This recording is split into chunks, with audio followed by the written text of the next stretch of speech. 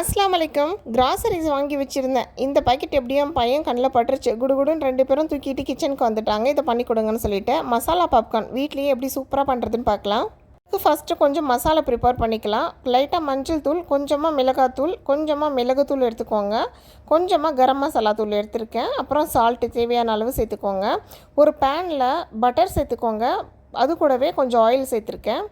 கூடவே 2 கைப்பிடி அளவுக்கு பாப்கார்ன் சேர்த்துட்டு நல்லா இந்த ஸ்பீடில் வச்சு விட்டுருங்க.